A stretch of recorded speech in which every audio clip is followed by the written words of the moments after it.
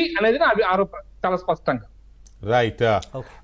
ఫైనల్గా కృష్ణ గారు, ఇప్పుడు శ్రవణ్ గారి విషయంలో, సత్యనారాయణ గారి విషయంలో, అంతకుముందు కౌశిక్ రెడ్డి విషయంలో కూడా చాలా ఊహించని ఇది తగిలినాయి. మళ్ళీ సెకండ్ టైం ఫైల్ పంపిస్తే గవర్నర్ గారు ఏం చేసేవారని అది కొంచెం ఊహించి చెప్పే అంశం, అది కాసేపు వదిలిపెడదాం. ఇప్పుడు ఈ రకంగా కోదండరామ్ గారి విషయంలో, అమీర్ అలీ ఖాన్ గారి విషయంలో ఈ జరిగినందుకు, ఈ హడ్డీలు వచ్చినందుకు ఒక విజయం సాధించామని ఏమైనా ఫీల్ అవుతున్నారా? అస్సలుగానే కాదు. మా పోరాటం కోదండరామ్ గారి మీద, ఆమీర్ అలీ ఖాన్ గారి మీద కాదు, గవర్నర్ గారు. ఎందుకంటే ప్రభుత్వం వాళ్ళది ఎప్పుడు ఎవరినన్నా పెట్టుకుంటారు, వీళ్ళది కూడా అవ్వచ్చు కావచ్చు. కానీ గవర్నర్ గారు ఎక్స్పోజ్ అయినరు, మా నరేటివ్ని మేము చెప్తున్నాం. ఉదాహరణకు ప్లీజ్ డోంట్ మైండ్ 3 పాయింట్స్ తీసుకుంటాను నేను, మీరు ముగ్గురిది మాట్లాడింది. ఒకటి, నేను చాలా స్పష్టంగా చెప్పిన, మీరు అన్నప్పుడు మాకు శత్రువులు కాదు వారు, ప్రత్యర్థులు కోదండరామ్ గారు. సో వారికి వచ్చినందుకు మేమేం బాధపడతలేం. ఇంకొకటి, స్టార్టింగ్లో కాంగ్రెస్ వారు మాట్లాడినప్పుడు ఏమని అన్నారు అంటే అసలు కోర్టుకు వెళ్ళకపోయేది ఉండే అని. అంటే ఆ నరేటివ్ని నేను ఇవాళ ఒకవేళ దాన్ని బీట్ చేయకపోతే, నేను అసలు వెళ్ళింది వాళ్ళ మీద కాదు, మేము ప్రభుత్వం రాజ్భవన్ మీద, అది 7th డిసెంబర్ ఈ గవర్నమెంట్ ఫామ్ అవ్వకముందు. ఇంకొకటి, బీజేపీ వారు మాట్లాడింది ఏంటి అంటే ఫస్ట్ శ్రవణ్ గారి క్రెడెన్షియల్స్ని మీరు క్వశ్చన్ చేశారు. ఇక్కడ చర్చను ఎట్లా తీసుకున్నారు చూడండి. అండ్ ఇంకొకటి ఏంటంటే, ఐ డోంట్ అండర్స్టాండ్ ఎందుకు భారతీయ జనతా పార్టీ రాజ్భవన్ ఆర్ గవర్నర్ గారి డిఫెన్స్కి ఎందుకు రావాలనో అర్థం అవ్వట్లేదు కదా. అసలు బీజేపీ లీడర్ కాదు కదా గవర్నర్ అన్నప్పుడు, మీరు ఎందుకు డిఫెన్స్కి రావాలి? నంబర్ 1 అక్కడనే అర్థమవుతుంది ద హోల్ నరేటివ్. ఇప్పుడు దయాకర్ గారు డిఫెన్స్కి రాలేదే, వీళ్ళిద్దరి మధ్యలో కంపారిజన్ వద్దు మనకు చర్చ అని మీరేం చేసిర్రు, comparison Sravan Dasoju garu versus Kodandaram in protection of Tamilisai garu అన్నట్టు Bharatiya Janata Party narrative. And important point నేను చెప్పబోతున్నాను ఏంటిదంటే, కాంట్రడిక్ట్ మీరు అవుతున్నారు, బీజేపీ వాళ్ళు కాంట్రడిక్ట్ అవుతున్నారు. ఎందుకు?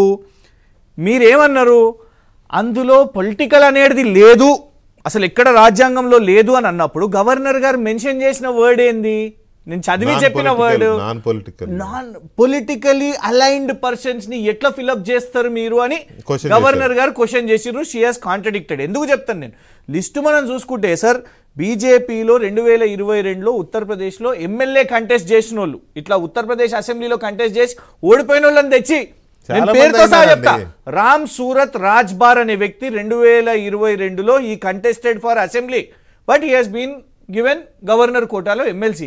గంతెందుకండి, ఉద్ధవ్ ఠాక్రే గారు ఆయన ముఖ్యమంత్రి కావాలని ఆయననే ఇచ్చుకున్నాడు గవర్నర్ కోట.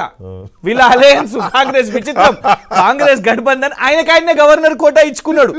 పొంగులేటి సుధాకర్ రెడ్డి గారు గతంలో కాంగ్రెస్ లో ఉండే, వారికి ఎన్ఎస్యుఏ యూత్ కాంగ్రెస్ లో ఉండే, వారు గవర్నర్ కోట. సో నేను ఆ చర్చలకు పోతలేను నేను. ఇందులోనే now let me come to one more important point. Second page first లైన్లో ఏముంది తెలుసా, The summary of Dr. Dasoju Shravan Kumar indicates his active participation in politics, corporate and academic sector. Both. ఇందులో mention చేస్తున్న document Tamil Sai గారు సంతకం పెట్టి release చేసిన document. అంటే ఎందుకంటే మీరు అసలు ఎక్స్ప్లెనేషన్ ఎందుకు ఇవ్వలే వాళ్ళ గురించి అని. ఇప్పుడు అకాడమిక్ సెక్టర్ అన్నప్పుడు గతంలో చుక్కారామయ్య గారికి వచ్చింది, మరి ఇక్కడ మేము మెన్షన్ చేసినట్టే కదా సార్. అందుకే మేము అనేది ఏంటంటే, you want to defend Tamil Sai గారు, మీరు డిఫెండ్ చేసుకోండి కాక. మా పాయింట్ ఇక్కడ ఏంటంటే, అప్పుడు తప్పైంది, ఇప్పుడు ఒప్పెట్లయితుంది, అది మా ప్రశ్న. కోదండరామ్ గారికి ఇవ్వండి, కానీ అప్పుడు తప్పైంది అని మాత్రం అప్పుడు డిమెరిట్స్ ఏంటి, ఇప్పుడు మెరిట్స్ ఇక్కడ క్లియర్ గా పొలిటికల్ వెండేటా. గవర్నర్ గారు చూపెట్టింది పొలిటికల్ గ్రడ్జ్. ఆమె మీరు కూడా బీజేపీ మీద కోపంతో రాజ్భవన్ మీద చూపించారు ఆ కోపం. అమ్మగారు అప్పుడు పోయి ఏకంగా జాతీయ ఛానళ్లలో అర్నబ్ గోస్వామి ఛానల్లో డిబేట్ ఆమె మాట్లాడినారు. కానీ ఎంత గ్లడ్జ్ ఉన్నా ఒక ఉదాహరణ, అసెంబ్లీలో ఆ చర్చకే పోవాలనుకుంటే ఒక ఉదాహరణ చెప్తా మీకు.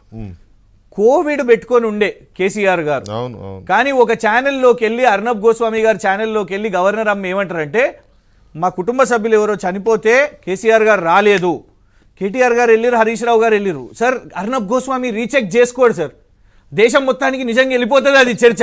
నేను ఇదేంది కేసీఆర్ గారు ఇట్లా చేస్తారా, వ్యక్తిగతంగా మనం మాట్లాడుకుందాం. వికే గారు కేసీఆర్ గారు ఇంత క్రూరులా ఎందుకు పోరు అని డేట్స్ చూసుకుంటే, he was affected with Covid with symptoms.